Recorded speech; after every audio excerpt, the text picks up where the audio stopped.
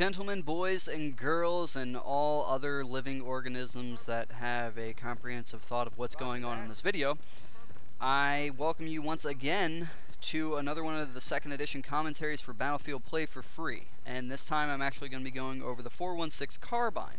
But before I go over the specifics of this gun, it's time to give a few shout outs to people that follow me and like me and watch my videos and stuff. So here we go. First shout out goes to OSS Iceman for asking politely on Facebook. Next shout out goes to Sturm681 for leaving me a YouTube message. And the final shout out goes to Spider Boy. Alrighty, with those shout outs being out of the way, let's go ahead and get started on the 416 carbine commentary. The HK416 is an assault rifle designed and manufactured by Heckler & Koch.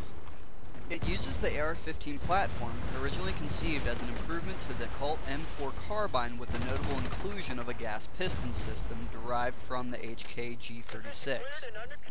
The HK416 is a reoccurring gun in the Battlefield universe.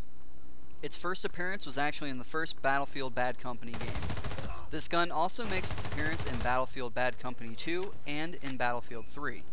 Currently, the 416 carbine in Battlefield Play4Free is not available and has been put into storage, so it cannot be bought in the store. However, this doesn't mean you won't be able to purchase the gun again. If you pay close attention to Play4Free's website or show up at the right time, they may have this gun available for purchase for a short amount of time. The two main positive aspects of the 416 carbine is that it has the overall best effective distance throughout all ranges, with the exception of the long range distance being tied with the AN-94, and it has the best projectile velocity out of all the primary weapons for the assault class.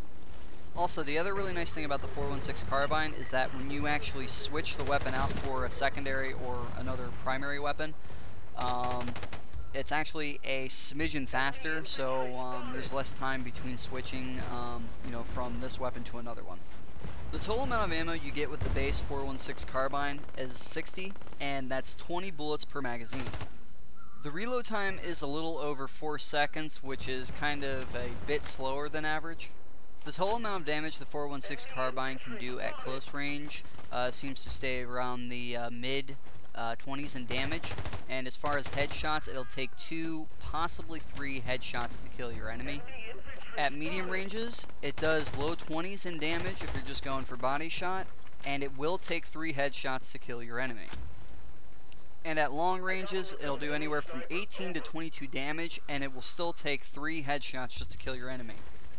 Even though the 416 carbine doesn't seem overly impressive in the damage department for an assault rifle, the one thing I do like about it is the fact that it doesn't have much drop-off between each range in damage, so it still stays in the 20s mostly throughout all ranges except for, far ranges, which it may do 18 to 19 damage at times.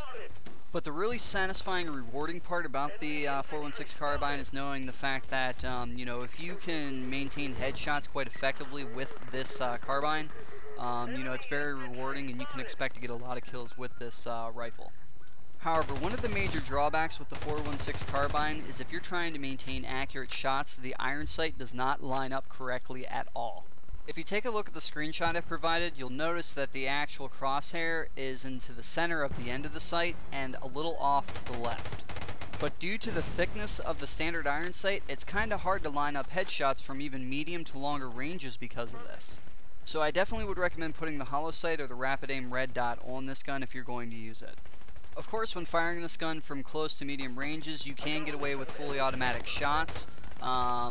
Medium ranges, depending on the distance though, some of the burst shots would probably work best, and at longer ranges it's best to do single shots because some of the burst shots and the deviation in bullets for this gun are a little bit heavy at longer ranges. Also, from the medium and longer ranges, the other thing you'll be fighting with is the recoil if you're just using the base gun itself. The overall in-game design for the 416 carbine does seem to be pretty plain, but in a nice way, so I do like the render of the gun, for what it's worth. As far as the type of combat situations you want to get into with the 416 carbine, I would say anything that involves any type of medium range combat, you'll definitely appreciate having this gun, just for the simple fact that the damage is pretty much on the average, as well as the bullet velocity behind it just seems to be more instantaneous per hit, which is kind of nice. The 416 carbine's hipfire accuracy is pretty decent as well.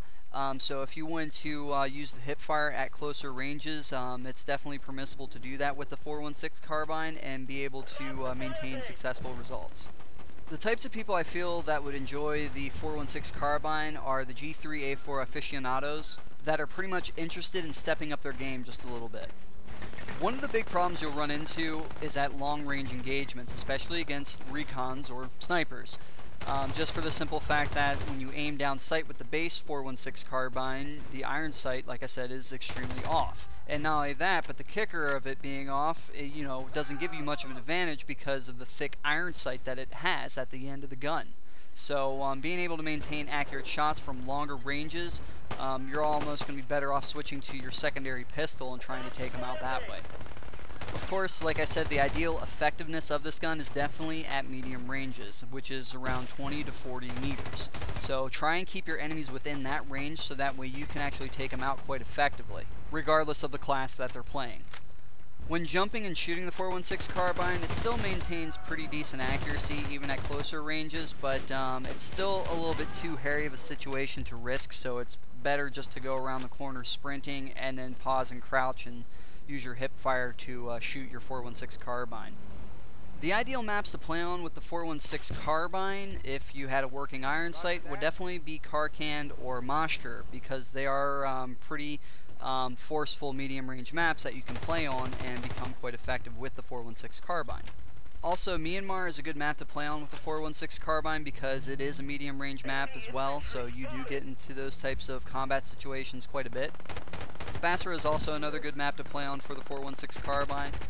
Playing on Sharky Assault is not preferred, especially for the 416 carbine, just for the simple fact that a lot of those engagements that you get into are close quarters engagements, and you technically don't do enough damage with this assault rifle to justify using it at closer ranges. A lot of the people that you're going to encounter are going to be ones that are using personal defense weapons or a lot faster rate of fire weapons that do a little bit more damage than your 416 carbine at closer ranges. And probably the worst map to play the 416 carbine on, at least the base gun, would definitely be the longer range maps like Omen and Basra and Dragon Valley, just because of the stupid iron sight on this gun. Now, hypothetically speaking, if and when they do fix the iron sight for the 416 carbine, this would actually be a really awesome carbine to have for your assault class, just because of the headshot damage that it can do. That's pretty much on the level throughout all ranges. At close range you can do 2 headshots and boom, your enemy's dead, and at medium to long ranges it still only takes 3 headshots in total to kill your enemy. Even if you were to just land 1 headshot and the other few bullets maintain a body shot, you can take out your enemy quickly. But that is just a hypothetical standpoint, because the fact of the matter is that the iron sight of the base gun itself doesn't line up with the crosshair at all in game, which makes it absolutely fungdunculous to use. That's right, I said fungdunculous. I had to make up my own word because of the ridiculous nature of how off this sight really is. Fortunately, this issue can be fixed easily if you just slap on one of the additional sights that you can get for the 416 carbine and not have to deal with that problem anymore. Alrighty, boys and girls and all other living things, thank you very much for watching my video, and I'll see you guys next time.